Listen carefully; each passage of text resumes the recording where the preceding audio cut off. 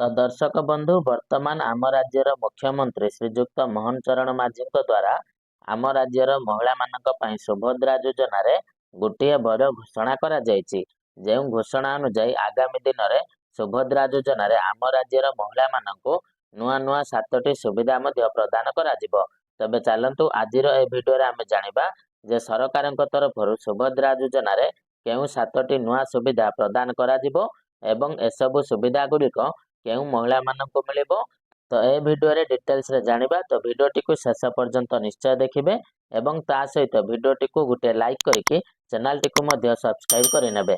ତ ବର୍ତ୍ତମାନ ଆପଣମାନେ ସ୍କ୍ରିନରେ ମଧ୍ୟ ଦେଖିପାରୁଥିବେ ଯେ ମୁଖ୍ୟମନ୍ତ୍ରୀଙ୍କ ବଡ଼ ଘୋଷଣା ସୁଭଦ୍ରା ପ୍ଲାଟଫର୍ମରେ ଆସୁଛି ଆହୁରି ଅନେକ ଯୋଜନା। ତ ହଁ ଆଜ୍ଞା, ଯେମିତି ଭିଡ଼ିଓରେ ଆରମ୍ଭରୁ ମୁଁ ମଧ୍ୟ ଆପଣମାନଙ୍କୁ କହିଲି ଯେ ସୁଭଦ୍ରା ଯୋଜନାରେ ପାଖାପାଖି ଆପଣଙ୍କର ନୂଆ 7ଟି ଯୋଜନା ଆସିବାକୁ ଯାଉଛି ବା ନୂଆ 7ଟି ସୁବିଧା ମଧ୍ୟ ଆପଣମାନଙ୍କୁ ମିଳିବାକୁ ଯାଉଛି, ଯାହା ବାବଦରେ ବର୍ତ୍ତମାନ ଏ ଖବରରେ ମଧ୍ୟ ଡିଟେଲ୍ସରେ ପ୍ରକାଶ କରାଯାଇଛି। ତ ଦେଖନ୍ତୁ, ମୁଖ୍ୟମନ୍ତ୍ରୀ ମୋହନ ମାଝୀଙ୍କ ବଡ଼ ଘୋଷଣା ସୁଭଦ୍ରା ପ୍ଲାଟଫର୍ମରେ ଆରମ୍ଭ ହେବାକୁ ଯାଉଛି ଅନେକ ଯୋଜନା। କିଶୋରୀ ସୁଭଦ୍ରା ଯୋଜନା, ସୁଭଦ୍ରା ସଞ୍ଚୟ, ସୁଭଦ୍ରା ସଖୀ, ସୁଭଦ୍ରା ସଂଘ, କୁହ ସୁଭଦ୍ରା, ସୁଭଦ୍ରା କଲ୍ ସେଣ୍ଟର ଓ ସୁଯୋଗ୍ୟ ସୁଭଦ୍ରା ଭଳି ଯୋଜନା କାର୍ଯ୍ୟକାରୀ ହେବ। ମୋହନ ମାଝୀ ଆହୁରି ମଧ୍ୟ କହିଛନ୍ତି ଯେ ଆମ ଆଗରେ ବହୁ ଗରିବ ପରିବାର ଅଛନ୍ତି ଯେଉଁମାନେ ଝିଅ ବାହାଘର କରାଇବାରେ ଅକ୍ଷମ ରହିଛନ୍ତି। ତ ଦେଖନ୍ତୁ ଦର୍ଶକ ବନ୍ଧୁ, ବର୍ତ୍ତମାନ ଆମ ରାଜ୍ୟର ମୁଖ୍ୟମନ୍ତ୍ରୀ ଶ୍ରୀଯୁକ୍ତ ମୋହନ ଚରଣ ମାଝୀ କହିଛନ୍ତି ଯେ ସୁଭଦ୍ରା ପ୍ଲାଟଫର୍ମରେ ବା ସୁଭଦ୍ରା ଯୋଜନାରେ ଆପଣମାନଙ୍କର ନୂଆ 7ଟି ସୁବିଧା ମିଳିବ ବା ନୂଆ 7ଟି ଯୋଜନାକୁ କାର୍ଯ୍ୟକାରୀ କରାଯିବ, ଯାହାର ଲାଭ ସମସ୍ତ ସୁଭଦ୍ରା ଯୋଜନାର ଲାଭ ପାଉଥିବା ମହିଳାମାନଙ୍କୁ ମିଳିବ। ଅର୍ଥାତ୍ ଯଦି ଆପଣମାନେ ସୁଭଦ୍ରା ଯୋଜନାରେ ଲାଭ ପାଉଛନ୍ତି ବା ସୁଭଦ୍ରା ଟଙ୍କା ପାଉଛନ୍ତି, ତାହେଲେ ଆପଣମାନେ ଏହି 7ଟି ଯୋଜନାର ଲାଭ ମଧ୍ୟ ପାଇପାରିବେ।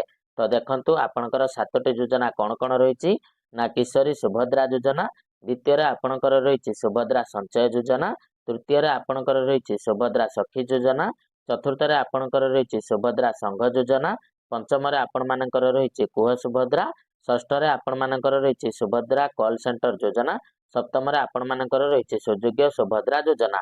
ତ ଏହି 7ଟି ନୂଆ ଯୋଜନା ବର୍ତ୍ତମାନ ସୁଭଦ୍ରା ଯୋଜନା ଅନ୍ତର୍ଗତରେ କାର୍ଯ୍ୟକାରୀ କରାଯିବ ଏବଂ ମହିଳାମାନଙ୍କୁ ଏହି ଯୋଜନାର ଲାଭ ଦେଇକି ସେମାନଙ୍କୁ କିଛି ନା କିଛି ସକ୍ଷମ ମଧ୍ୟ କରାଯିବ।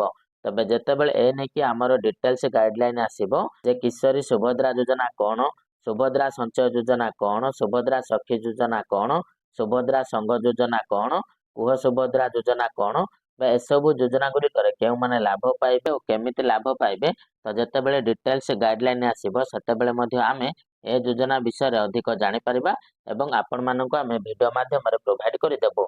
ତା ସହିତ ଦେଖନ୍ତୁ, ଆପଣଙ୍କର ମୁଖ୍ୟମନ୍ତ୍ରୀ ସେମାନଙ୍କୁ ଦୃଷ୍ଟିରେ ରଖି କ'ଣ କରିଛନ୍ତି, ବର୍ତ୍ତମାନ ବିବାହ ପାଇଁ ଅର୍ଥ ସେମାନଙ୍କ ପାଇଁ ବାଧକ ହୋଇଥାଏ।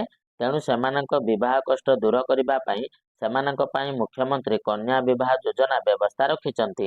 ତ ଦର୍ଶକ ବନ୍ଧୁ, ବର୍ତ୍ତମାନ ଆମ ରାଜ୍ୟର ସରକାର ବା ବିଜେପି ସରକାର ବର୍ତ୍ତମାନ ମୁଖ୍ୟମନ୍ତ୍ରୀ କନ୍ୟା ଯୋଜନା କାର୍ଯ୍ୟକାରୀ କରିବାକୁ ଯାଉଛନ୍ତି ଏବଂ ଏହି ଯୋଜନା ଅନ୍ତର୍ଗତରେ ଗରିବ ପରିବାରର ଝିଅଙ୍କର ବାହାଘର ସରକାର ନିଜେ କରିବେ ଏବଂ ସେ ବାବଦରେ ଯାହା ବି ଖର୍ଚ୍ଚ ହେବ ତ ସେସବୁ ଖର୍ଚ୍ଚ ସରକାର ନିଜେ ବହନ କରିବେ। ତେବେ ଏସବୁ ଭିତରେ କେଉଁ ସବୁ ଖର୍ଚ୍ଚ ସରକାର ଦେବେ ଏବଂ ଏହି ମୁଖ୍ୟମନ୍ତ୍ରୀ କନ୍ୟା ବିବାହ ଯୋଜନା ଅନ୍ତର୍ଗତରେ କେଉଁମାନେ ଲାଭ ପାଇବେ ତାର ସୂଚନା ମଧ୍ୟ ଏ ଜାଗାରେ ଦିଆଯାଇଛି। ଦେଖନ୍ତୁ, ଏହି ଯୋଜନା ବିଷୟରେ ବିସ୍ତୃତ ସୂଚନା ଦେଇଛନ୍ତି ମୁଖ୍ୟମନ୍ତ୍ରୀ ମୋହନ ମାଝୀ। ଏଥିରେ ସୁଭଦ୍ରା ହିତାଧିକାରୀ ପରିବାରର ଝିଅ ବିବାହ ପାଇଁ ସରକାର ଅଣ୍ଟା ଭିଡ଼ିଛନ୍ତି, ସେମାନଙ୍କୁ ବିବାହ କରାଇବେ। ଏକ ସାମୂହିକ ବିବାହର ଭବ୍ୟ ଆୟୋଜନ ହେବ, ବାଜା ବାଜିବ, ରୋଷଣୀ ଆସିବ, ଭୋଜି ହେବ, ଝିଅଙ୍କୁ ଉପହାର ଦିଆଯିବ। ସେହିପରି ବିବାହ ପରେ ଝିଅଙ୍କୁ ଯଥା ରୀତିନୀତିରେ ବିଦା କରିବାର ବ୍ୟବସ୍ଥା ରହିବ। ବିବାହର ଆୟୋଜନ ଠାରୁ ଝିଅ ବିଦା ପର୍ଯ୍ୟନ୍ତ ସବୁ ବ୍ୟବସ୍ଥା ରାଜ୍ୟ ସରକାର କରିବେ। ସୁଭଦ୍ରା ଶକ୍ତି ମେଳା ଉଦ୍ଘାଟନୀ ସଭାରେ ଘୋଷଣା କରିଛନ୍ତି ମୁଖ୍ୟମନ୍ତ୍ରୀ। ଏହି ଯୋଜନାକୁ ବିରୋଧୀ ବିଧାୟକମାନେ ସମର୍ଥନ କରିଥିଲେ, କିନ୍ତୁ 12 କୋଟି ଟଙ୍କା କ'ଣ ହେବ ବୋଲି ପ୍ରଶ୍ନ କରିଥିଲେ।